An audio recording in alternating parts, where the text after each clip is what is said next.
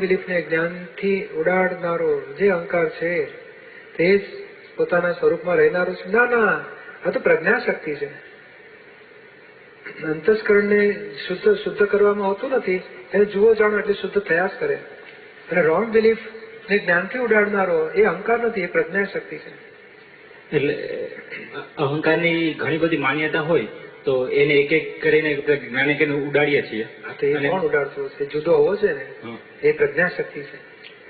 અને એક એ પૂછાય છે અને બીજો કે પોતે જુદો જ રહે છે. હા, એ બરોબર છે. એટલે પ્રજ્ઞાના આધારે બધું રહી શકે. અને એને કેવું હોય ને તો અહંકારને બદલે જાગ્રત આત્મા કહેવાય. અહંકાર ક્યાં સુધી હોય? ઊંધો ચાલતો હોય જેમ ટ્રેનમાં બેઠેલો માણસને પેસેન્જર કહેવાય, અને સર્જરી કરતો એને પેસેન્જર કહેવાય. એને શું કહેવાય? ડોક્ટર. હા, તો તમે પેસેન્જર. હું ફ્લાઇટમાં તો ક્યાં સુધી? હવે તો હું સર્જરી કરું છું, ડોક્ટર છું. એટલે એકનો એક અહીં દેખાય છે, પણ અહીં શું થાય છે? અહીં અહંકાર હતો ત્યાં સુધી એ કરતા હતો. હવે એ અહંકાર પૂરો થઈ જાય છે અને પછી અહંકાર પ્રજ્ઞાને બધું સોંપી દે છે કે તમે હવે સંભાળો. રાખવું. હવે આ બધું પ્રજ્ઞા શક્તિ એની રોંગ બિલીફથી અજ્ઞા શક્તિ ઉત્પન્ન થઈ હતી. અજ્ઞા શક્તિમાં બુદ્ધિ એ બધા ખેંચીને અહંકારને સંસારમાં જ ડુબાડ્યા રાખતા હતા. અને આ બાજુ રાઈટ બિલીફ થવાથી પ્રજ્ઞા શક્તિ ઉભી થઈ, હવે પોતાને મોક્ષે ખેંચી જાય છે.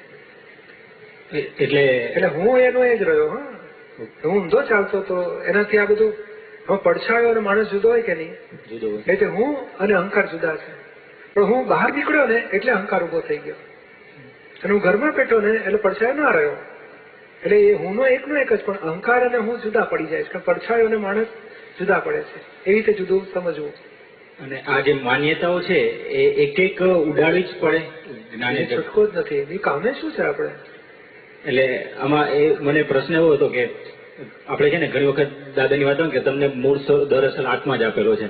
કે આપણે કે તે દિવસે મિત્ર સાથે વાત થઈ ને કે આ માલ દુકાનનો માલ બધો છે એ આપણે દુકાન જ આપણી ન હોય ને, પછી કે ટ્રેનરે ડબ્બાનો આંકડો છૂટો કરી નાખ્યો છે.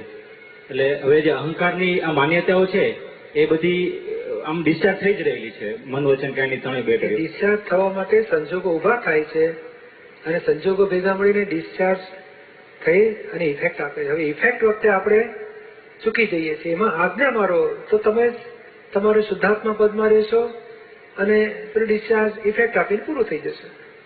બસ આમાં ઇફેક્ટ આપવા માટે આપણે મહેનત છે નહીં. એ કુદરતી રચના છે, વ્યવસ્થિતને તાબે છે. ભૂલ ક્યાં થાય છે કે ઇફેક્ટને આપણે બદલવા જઈએ છીએ, બચાવવા જઈએ છીએ, ખસેડવા જઈએ છીએ, સાચવવા જઈએ છીએ. એ આપણો પાછલો અભ્યાસ એવો છે, આત્મ જાગૃતિનો અભ્યાસ થયો નથી એટલે આપણે હાથ ઘાલી દઈએ છીએ. અને ઘાલી દેવાથી કઈ ડિસ્ચાર્જમાં ફરક પડતો નથી, આપણે ભોગવટા રહે છે. કારણ પેલી ટ્રેન એના પાટા ઉપર જ જઈ રહી છે, એ કઈ ઊભી નથી રહેતી. આપણે કઈ આમ ઊભી રાખો આપણે ભોગવટામાં આવીએ છીએ. બીજું કઈ નુકસાન થતું નથી. એટલે આપણો આનંદ જતો રહે છે.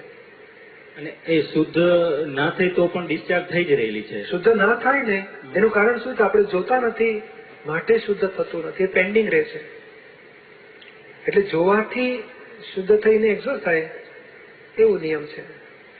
તન્મયાકાર થઈને પેઠેલો માલ જુદું જોવાથી એક્ઝોસ્ટ થઈને ખલાસ થઈ જાય. એટલે કદાચ એની માન્યતા ચેન્જ ના કરે અને પોતે શુદ્ધાત્મામાં રહે તો પણ ડિસ્ચાર્જ થઈ શકે. થોડુંક થાય કરું. કારણ ઓવરઓલ થોડુંક. દાદા કહે છે ને તમારી જાગૃતિ બરોબર ના રહી તો 2% તો થશે, તમારી એક્ઝેક્ટ રહી તો 10% થશે. થોડું થાય કરું. કારણ મૂળ ભાવ છે ને એમાં સહમત નથી આપણે. અને પોતે શુદ્ધાત્મા તરફ જાય છે અને એને પોષણ મળતું નથી. તો પૂરેપૂરું જોયું નથી ને એટલે જરાક ઓછું થાય પણ પાછું આવશે, બીજી રીતે આવશે. એટલે પૂરેપૂરું ચોખ્ખું થતું નથી. સીમા શાહ, મુંબઈ. સંસારના